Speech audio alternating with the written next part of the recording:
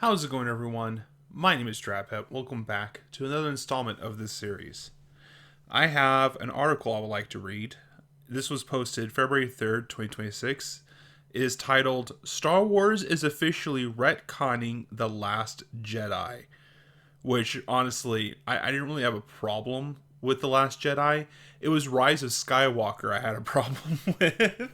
Which, again, I like Star Wars regardless. I can get into anything Star Wars related, and I'm not a picky person when it comes to Star Wars. I kind of just accept it as is. You slap Star Wars on it, and I'll probably end up watching it. As a matter of fact, when I was a kid, my mom used to tell me Star Trek was Star Wars just to get me to watch it, and I did. I really did. That's all she had to do. She could have put anything on, and as long as it was sci-fi, she could just be like, "Oh yeah, that, it's Star Wars," and I'd just be like, "All right, yeah, let's watch this," and it'd just be Dune or like Tremors. It's like, "Oh, this is a weird Star Wars episode. What episode is this one called?"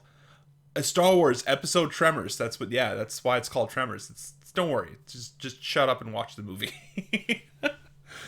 The article says, few Star Wars movies have ever split the fandom quite like 2017's The Last Jedi. Uh, Ryan Johnson's bold, expectation shattering sequel earned critical praise but sparked endless debates among longtime fans. It risks with a ton lore and legacy characters proved explosive, especially when it came to the treatment of Luke Skywalker, the saga's original beacon of hope. Ever since Mark Hamill appeared at the end of The Force Awakens standing silently before Rey, anticipation for episode 7? you I'm not really good at Roman numerals, all right? I know there's a lot of people who are like, oh, I know Roman numerals by heart. I'm not one of them. I never took the time to memorize them, and that's on me. I'll be honest, that's on me. I probably that's 8, isn't it? And I realize V with 3 lines. That's 8. That's not. Oh, I'm so stupid. Skyrocketed. Fans expected a wise, battle-hardened Jedi master ready to rebuild the Order. Instead, The Last Jedi revealed Luke Skywalker has a broken recluse who had cut himself off from the Force, dismissing the very ideals he once embodied. Had that portrayal been the final word of Luke, Disney's starship, oh my god, I'm also not good at reading either, of the character might have felt permanently misjudged. Fortunately, the expanding Disney Plus Star Wars slate is reshaping the narrative through interconnected series like The Mandalorian and The Book of Boba Fett. Lucasfilm is quietly filming in the gaps, reframing Luke's legacy and softening the sting of his controversial sequel era fate. Okay. The Last Jedi was bold and experimental from the outset. Lines of morality were blurred across the board, and the narrative. You're gonna have to give me a second because my phone decided to crash. There's so many ads on this article that it keeps crashing my phone. There's so many. They're trying to milk this for as much money as they can make with these ads. Uh, the narrative formula felt more detached from the blueprint set by the original trilogy than ever before. This was refreshing for some Star Wars fans, but for others, it felt like betrayal. I don't think anyone thought it was refreshing. I'm pretty sure nobody enjoyed the way that Luke Skywalker was acting in that movie. To say that it was refreshing for some people is a bit of a stretch.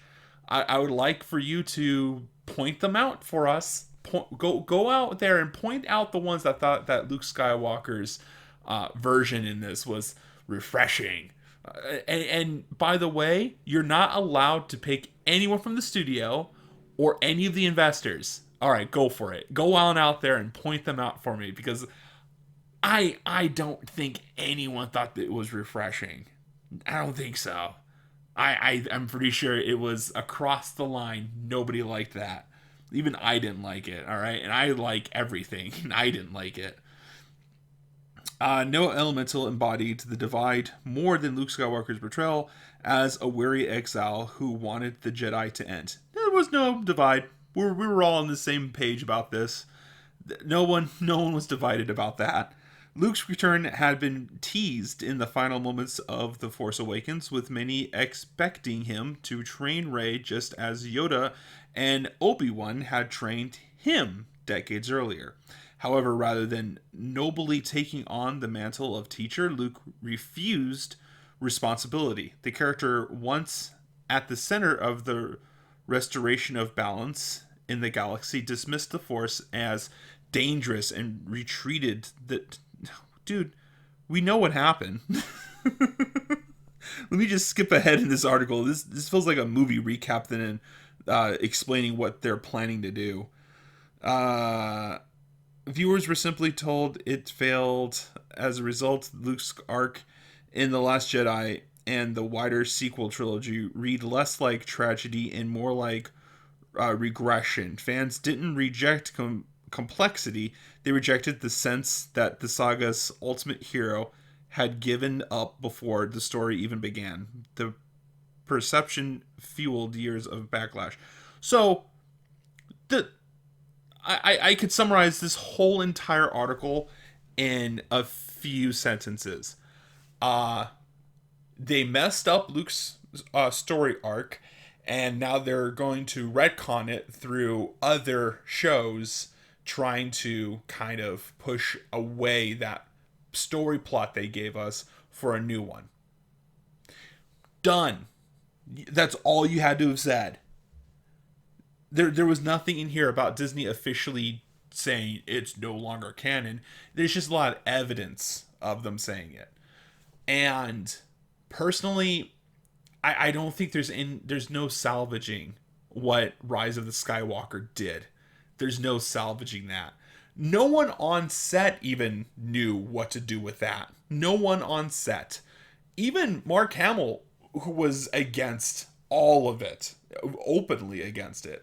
So to be kind of like, oh, maybe, I don't know, maybe they didn't like it, or maybe they did like it. Who knows? It's kind of divided. It's not divided. The only things that are divided is what the studio is saying and what the fans are saying. Because the fans didn't like it. The studio loved it. And that's just kind of like how studios work, to be honest. Most studios, they have an agenda and they have money that they're trying to make, and that they're trying to pump as much money from it as they can. Versus indie films, for example, who focus a lot of their work in their craft, and that they don't have to adhere to what the studio has to say, can make their own decisions on what goes into a film. But a lot of directors, they have to listen to what the studio is telling them. They want to have a creative flow of what they want to do, and there's also what the studio wants to do. And a lot of the times, a lot of movies that come out are, if they suck, it's most likely because the studio forced them to do it. The studio is the one that's paying their paychecks, and they have the final say. While most directors who, if they were to step forward and point out that it was the studio's fault that it didn't work out, they would lose their job and they would not be able to make any more money, and they would not be able to work anymore, which would be kind of like a career ender right there, just doing that alone. So a lot of these times, what people tend to miss is that the reason why the film is not doing great, or the reason why it came out that way, or it was scripted that way, is because that's what the studio wanted.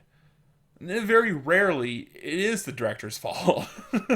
Very rarely, it was a director error that they went with.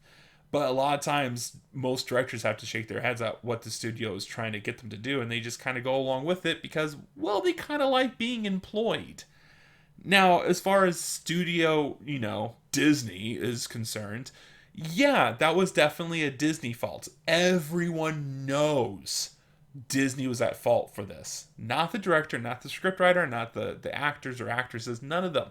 everyone knows the cast is not to be blamed. Everyone knows that the workers are not to be blamed and the people involved with the project. Everyone knows it was Disney's fault. Everyone knows Disney's the one that fumbled that. And yeah, I can kind of see why Disney is trying to backtrack. We can all see that they're trying to create this new design in the storyline by creating shows that people like. And that's what they should have done. That's what they should have done. They should have started off with the shows. They should have started off with Andor. They should have started off with Mandalorian and Ahsoka and so on and so forth. That way they can test to see how people react to these shows and then make the movies. Bring those characters into the films. That's what they should have done. Instead of just going straight to making movies, because let's be honest, the moment they got their grubby little hands on Star Wars, they were very excited to immediately start making movies. And then once they had, what was it, The Force Awakens? They're like, oh, we're doing so good. Last Jedi, all right, not so great, but we'll get it back with that third film, Rise of Skywalker. All right, so let's go to shows. Let's start doing shows now. That's gonna be it for this episode. I want to say thank you to everyone that tuned in.